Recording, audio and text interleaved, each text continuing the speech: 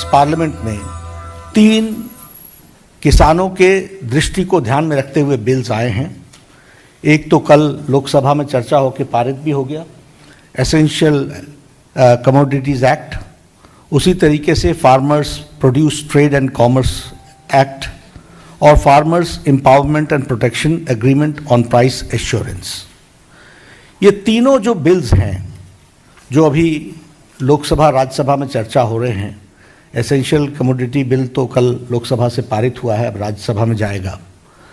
ये तीनों ही बिल बहुत दूरदृष्टि रखते हैं और बहुत दूरदृष्टि रखते हुए इन बिल्स को एक्ट के रूप में हम सब लोग पार्लियामेंट में पास कर रहे हैं। यह किसानों के उत्पाद का, प्रोड्यूस का दाम बहुत तीव्र गति से आगे बढ़ाने वाले ये तीनों ही बिल रहने वाले हैं। और उसी तरीके से निवेश हो एग्रीकल्चर सेक्टर में, कृषि क्षेत्र में निवेश को बढ़ाने में ये तीनों ही बिल बहुत महत्वपूर्ण भी हैं और बहुत लाभकारी भी हैं, कारक हैं। इसको हमको समझना चाहिए।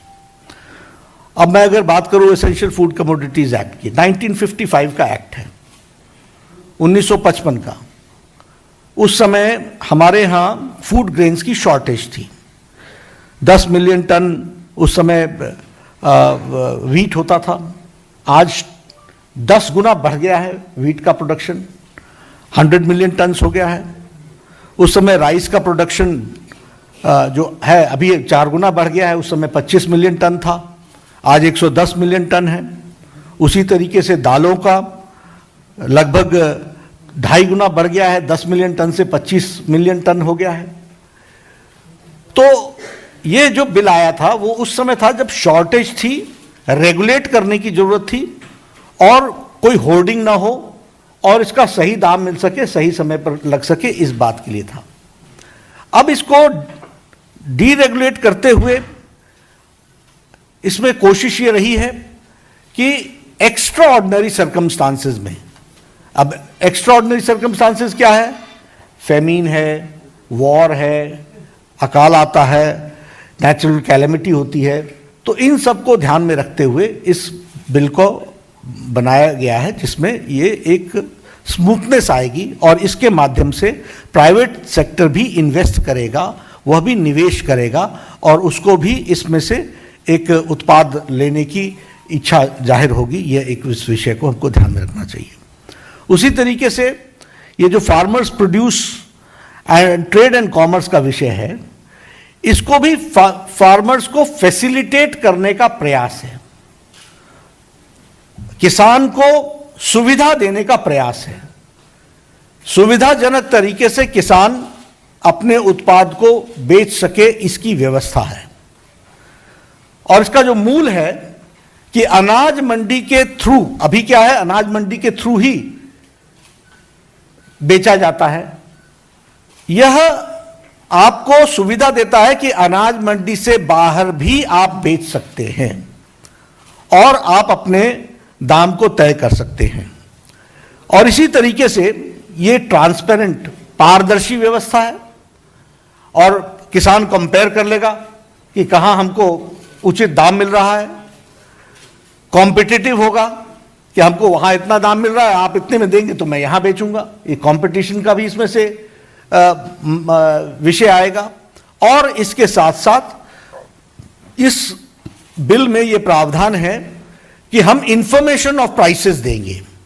और इंफॉर्मेशन ऑफ प्राइसेस यानी हम सूचना बताएंगे कि कहां किस जगह पर क्या प्राइस चल रहा है। और इंटेलिजेंस, मार्केट की इंटेलिजेंस, यानी आगे चल करके क्या होगा, क्या दाम होगा, क्या दाम होने की संभावनाएं हैं, इसके बारे में भी फ्रेमवर्क डेवलप किया जाएगा, जो डिसेमिनेट करके, यानी वो लोगों तक पहुंचाने की उसकी व्यवस्था होगी।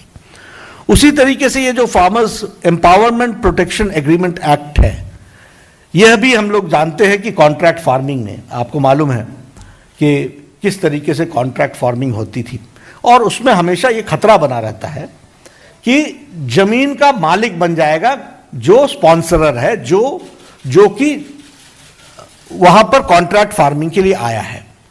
अब कॉन्ट्रैक्ट फार्मिंग आवश्यक इसलिए भी है कि सब लोग खेती अपने आप नहीं करते हैं, वो किसी से करवाते हैं। तो इसमें मॉडल एग्रीमेंट्स बनाए गए हैं कि मॉडल एग्रीमेंट के माध्यम से रिटन एग्रीमेंट होगा और लिमिटेड पीरियड के लिए लिमिटेड ये एग्रीमेंट होगा। एग्रीमेंट जो होगा वह उत्पाद के जो उत्पाद होगा उस पर होगा और यह एग्रीमेंट भी रीजनल भाषा में होगा ताकि किसान पढ़ सके, समझ सके, जान सके। कोई भी मॉडिफिकेशन उस जमीन पर अगर इन्वेस्ट करने वाला करता है तो भी उसका मलकियत, उसका अधिकार किसान का होगा और इसके साथ साथ ये सेम डे उसको पेमेंट हो जाएगी जिस दिन क्वालिटी अपना एक्सेप्टेंस होती है। जो उत्पाद की क्वालिटी, जिस क्वालिटी में वो उसके सामने जाता है उस पर उसकी पेमेंट हो जाएगी, ये हमको ध्यान में रखना चाहिए। और इसके साथ साथ एश्योर्ड प्राइस, बोनस और वेरिएबल्स, ये तीनों कॉन्ट्रैक्ट के हिस्से होंगे।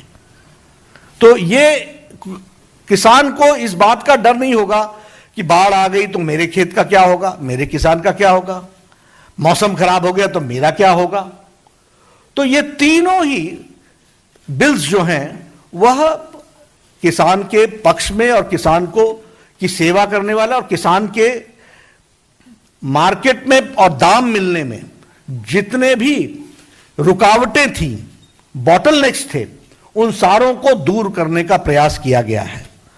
और मैं इसके साथ साथ ये बताना चाहता हूं, आज कांग्रेस पार्टी इन बिलों का विरोध कर रही है। इसका दोहरा चेहरा है।